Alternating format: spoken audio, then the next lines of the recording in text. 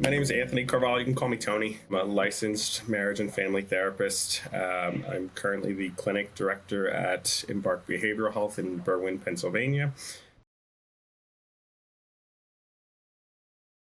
So reactive attachment disorder, or RAD, as you might hear it commonly known as, is what we call a rare but very serious condition that shows up in early childhood. At its core, you could say RAD is really like a core disruption in a child's ability to form a healthy emotional bond with primary caregivers.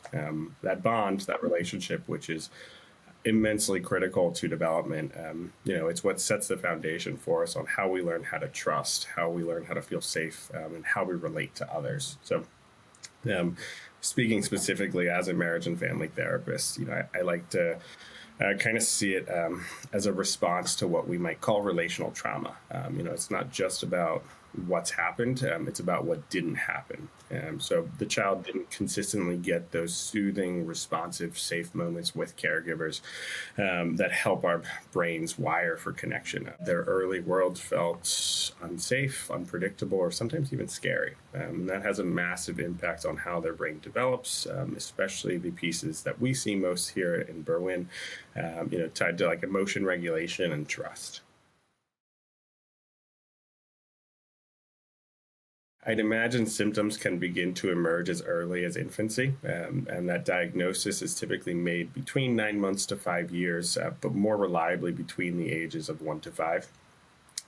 What we look for in early diagnostic criteria is really, kind of like what I was saying earlier, that clear-cut pattern of insufficient caregiving. It's not just behavioral concerns. It's not just some impulsivity, the specific developmental context of it all. And early warning signs could include things, and, please don't feel like this is a WebMD, kind of terrifying Google search here, but lack of smiling, reduced eye contact in infancy, quiet and unresponsive demeanor, more like withdrawn, like toddlers, withdrawn babies, excessive crying that doesn't subside when comforted, little interest in play, hesitation or like apprehension around like bonding efforts, so going to pick up, for a hug and rather kind of like shying away or withdrawing, a resistance to being fed, which I know is one of the more tricky pieces. And can lead to, complications around like healthy weight and, how we can keep them healthy and, kind of fit. Some pretty challenging things for parents, especially at a young age. The first thing to understand is that reactive attachment disorder doesn't usually come from like a single traumatic event. It's not like a child suddenly experiences one scary thing and they develop RAD. What we're talking about is something more chronic, more complex, persisting over time. The root of RAD is really found in like a repetitive pattern of neglect or in caregiving that's unfortunately at one point or the other, kind of become unpredictable or inconsistent. For example, when a child is moved from caregiver to caregiver, like in the foster care system, or another common scenario might be like institutional settings, like international adoptions or orphanages, where there just aren't enough caregivers to go around. You might imagine there's dozens of infants and handful of staff members, and no matter how well-intentioned those staff may be, it's just not possible to give the kind of one-on-one nurturing attention that's so critical. I guess the common thread that we look for is just, again, that like absence of consistent nurturing connection that helps our kids learn I can trust others and I matter, and that when I'm hurt or when I'm sad, somebody's going to come when I need them. And when that doesn't happen in those critical windows, we see the lasting effects.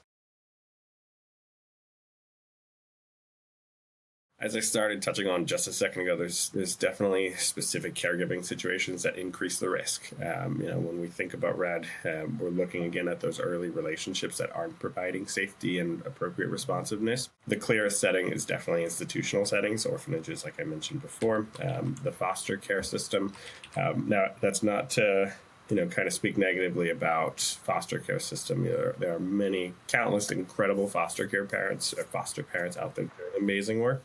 But when you have kids bouncing between group homes, community placements, community-based detention shelters, even, that instability can really wreak havoc on their ability to kind of form trust. So doesn't only happen in those settings. It can definitely occur in biological families, or kind of traditional like two-parent households, let's say, especially if the caregivers are overwhelmed, impaired, struggling with their own untreated mental health issues. More commonly, if one parent or both parents are battling addiction, or have significant trauma or distress themselves. They might not be emotionally available or capable, to respond to their kids' needs consistently. And it's not about bad parenting in a moral sense. It's again more about like emotional absence. So that maybe when they cry, no one answers, or no one soothes them at a consistent enough frequency. So it can occur in a lot of different environments. The common thread, I keep saying that, but the common thread is that like lack of repetitive, reliable experiences of a nurturing and emotionally responsive caregiver. When we're talking about RAD, it can get a little confusing for caregivers who feel like they are doing their best. And we've seen that, they don't understand why this is coming up. The hallmark of RAD, significant difficulty, or even an inability to form healthy emotional attachments, even with the most nurturing of, let's say, like new or, step-in caregivers. It's important to remember and to differentiate this from, it's not just shyness, it's not like ADHD behaviors, it's not defiance. It's rooted in deep relational trauma. So we're seeing a child who might not seek out comfort when they're upset, or picture a 2-year-old who falls and scrapes their knee, and instead of running to parent for soothing, they get angry, and they shut down or run away, or go kind of hide somewhere. And some parents might view that as the developing independent behaviors, they're growing resiliency, and it's well beyond that. It's a child who's learned that their caregiver's comfort isn't safe or reliable enough to seek it out. You'll also see kind of like an absence or like really kind of constricted emotional expression. So they might seem more flat, or more distant, or I've heard parents use like terminology like checked out, and may not be able to like give or receive affection, even for people they've known for a long time, like extended relatives. I've heard countless parents here, with teenagers, and not just because they're teenagers, but my child never hugs me back, or anytime I try to like soothe them with physical affection, they pull away and sometimes quite literally run away, unfortunately. And that's painful, especially if you weren't the source of the attachment trauma, and you're trying to kind of reverse some of what's been done, and it hurts to feel rejected in that sense as well. I think one of the things we see a lot, and unfortunately it has a lot of overlap with other presentations as well, hypervigilance. Like kids are constantly on edge, like always scanning the environment. Their nervous system's just constantly running at 100, and it's so preoccupied with survival that they're not focused on connection. So instead of being able to kind of like relax into a caregiver's arms or like the warm embrace, they're primed for the next threat. And even if there is no threat actually present, you could be on the beach, nice, warm, kind of inviting day, and again, they're just kind of constantly like shoulders tensed, like body posture tight. It's not just episodic, like misbehaving. This is a kid whose brain is now working to protect themselves, like the only way it knows how. And it speaks to why it's so important as parents to seek that early treatment, seek that early intervention, and approach this with curiosity and compassion rather than like punishment or frustration, because it's their brain playing tricks on them, essentially. On the complete opposite end of what I just described there too, and this is less common, but it definitely still happens. We do sometimes see kind of like an absence of that stranger danger mentality, right? Some kids with RAD can be like over the top friendly, and run up and hug people they just met, show no hesitation, no worry, and some parents might think that's charming and great, and they're so, quickly able to form, safe connections. But what it really could be showing is that they haven't developed the sense of safety around like appropriate boundaries and who isn't and is a safe, like, figure around them. So a little bit of everything, but underlying thread of, it's not just episodes of misbehaving.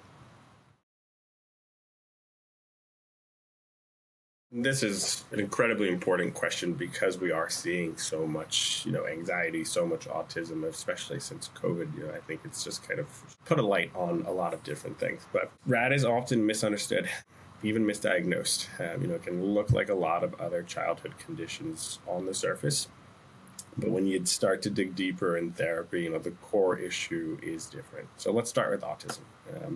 I think children on the autism spectrum can have challenges with communication, social reciprocity, sometimes even like sensory sensitivities that we see with like bright lights, loud noises. With RAD, we typically see a child can engage socially. They do have the capacity for connection. It's just that they've learned not to trust it. This withdrawal, the detachment, isn't because they're neurologically wired differently from birth. It's because, adverse experiences have conditioned them to behave that way. Or if you jump to something like ODD, you see that oppositional, defiant behavior tends to be kind of more across the board. You'll see it at home, you'll see it at school, you'll see it with all sorts of different adults. It's not just with caregivers. With RAD, it's much more relational. You'll see maybe a child who has RAD be charming, really compliant at school, really, well behaved in the school setting. But when that relationship shifts into something that could be more, dangerous in their mind, it can quickly jump to like, mistrust, distance, coldness. It's across all different settings. When we look at anxiety, we tend to see a bit more of overlap, especially with the avoidance and like the fearfulness. But the core of anxiety is it's a fear or a worry of specific situations, different outcomes, whereas RAD tends to be more that emotional detachment. So like instead of clinging or worrying about something, it may not seek that closeness at all. They've learned that it's not going to come, or it's not going to come in a reliable way, so they're not worried about the loss of it. They never expected it. And so I think the biggest takeaway from the overlap and like the differentiating of these, it's not just about behavior. It's more about that disrupted relationship patterns that tend to stem from like early childhood trauma. It's not defiance, as I mentioned earlier. It's not classic anxiety. It's I think I said it earlier, like a survival strategy. It's like their brain responding to the experiences of broken trust.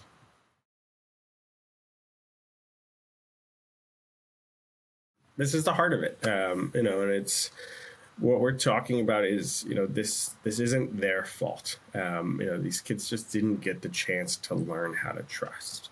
So relationships, the like most important thing we need in life, feel threatening, feel unsafe. We're relational beings, and the kids don't know how to seek comfort, don't know how to seek that soothe, that nurture. We'll see like withdrawal, lashing out, pushing away. I'm going to hurt you before you can hurt me. It varies. It is a little bit different, but you'll often see like control struggles, power struggles, or like an absence of empathy. It's not that they don't have emotions. I don't want to say that.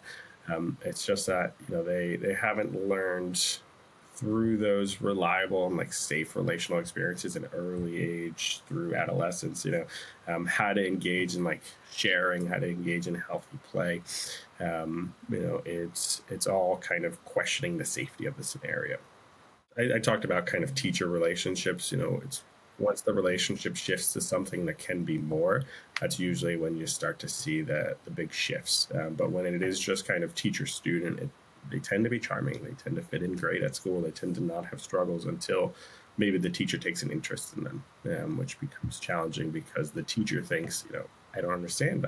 We were so connected. They were great in my class, and then I started asking, more personal questions. I started investing more, and they swore at me. They swatted me away. They rejected everything and ran away. It can be really confusing.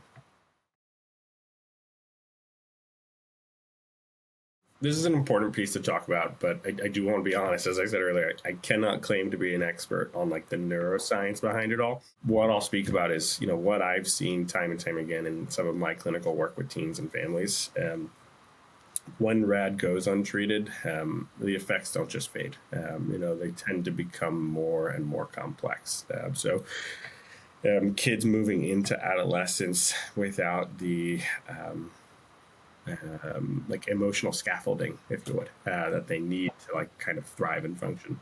You might see them struggling with a sense of identity, like who they are, who they can trust, how they relate to others. There's definitely higher risk for things like depression and anxiety, substance use, acting out behaviors, legal issues, things like that.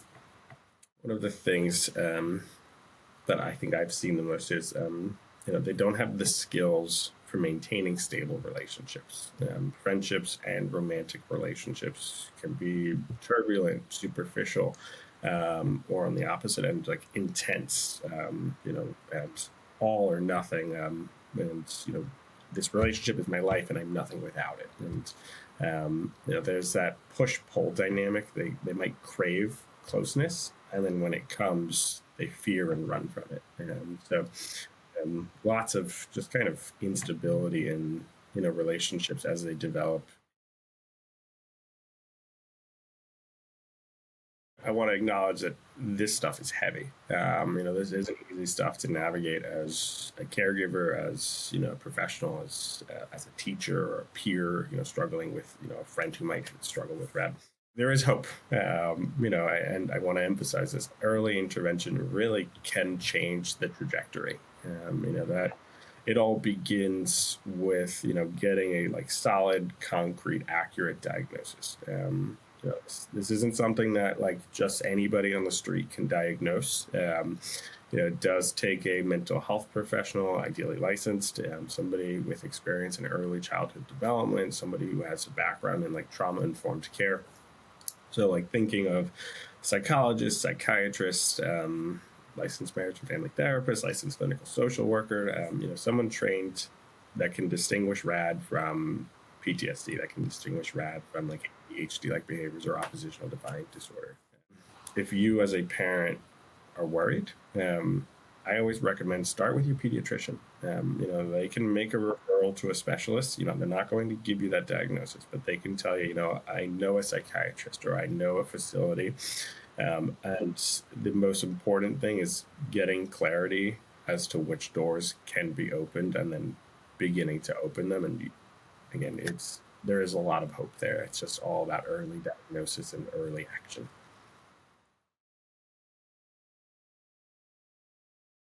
When it comes to treating RAD, I think at its core, it breaks down to this. Healing happens through relationships. The most effective interventions are the ones that focus on building like safe, consistent, nurturing connections, because that's what was missing in the first place. And I'm not just saying this because I'm a marriage and family therapist, but we are relational beings, and when there's an absence of it, we need it, we seek it, and or in RAD case, we don't seek it, and that becomes a problem. So I would say like trauma-informed care, trauma-informed like parenting models tend to be like a cornerstone here. So like family integrated treatment. These approaches will focus on like helping caregivers respond with empathy, make sure that they're implementing appropriate structure and predictability. Even if their behaviors are like confusing, challenging, overwhelming, this isn't about control. It's all about connection. And now, of course, I'm biased. But working at Embark, this is a integral part of our treatment approach. The CASA framework revolves fully around the ideas of commitment, acceptance, security, and attunement between child and caregiver. Yeah, but even us at Embark and all different mental health professionals, we always have to be careful. The path to healing, if you would, it isn't paved through like brute force. It isn't paved through like power struggles of like chasing this out. It's built through safety, consistent, reliable, like showing up, even when it's hard. Yeah, even when you're rejected, even when you are, you know, cursed at, have things thrown at you, you know, literally or emotionally swatted away. And at a certain point, that child can begin to believe, maybe this time this person will actually stick around. And that shift, that's where the healing can start. And it's a process. It doesn't happen overnight. And it took years to develop. And it can take years to kind of heal from it.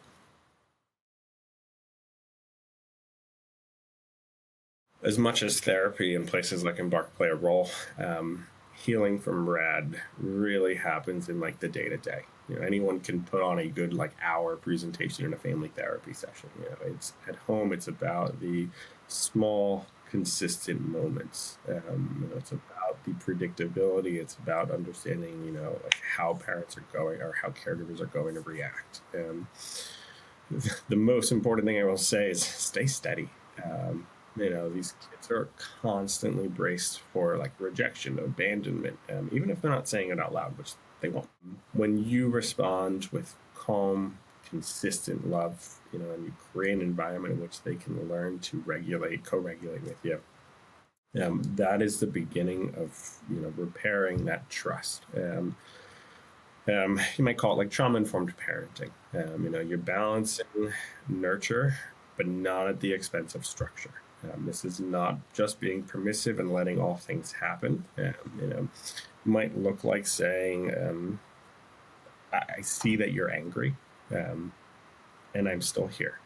And not escalating with, when you're getting screamed at, screaming back is not going to win that fight. And, the kids need to learn that you are strong enough to handle this pain and not be scared off by it, because that's kind of what they expect to happen. They expect you to run off, kind of tail between your legs and give up on them. And so yes, taking care of your kids is immensely important, but one of the things I really highlight too in like the support of around RAD is self-care as parents. We in our parent support groups, and different parent support groups that I've run in the past as well, parenting children with mental health struggles, but in particular RAD, can be isolating, exhausting.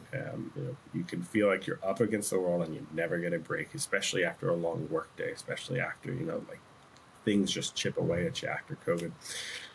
You need that sense of community. You need that support from whoever you can get it from, and you need the ability to like recharge your battery. The more grounded you are, the more you can show up in the hugely important ways that your kids need you to. Our lids can flip too, and it's not just the kids who have these emotionally active or reactive brains. Us as parents, it's things take us out of our element. We're not perfect. We shouldn't pretend to be perfect. It's there's also value in our kids understanding we're human beings and we make mistakes, and sometimes mom or dads or different parents can lose their cool at something outside, but the most important thing is staying grounded in the interactions with them when it is something so sensitive. So I mean, yes, like keeping your cool in the morning exchange, if they woke up 45 minutes late and the bus is 2 minutes away, calmly, but really emphasizing like you need to get on the bus, don't miss the bus. I will drive you, of course, if you miss the bus, but I really don't want to.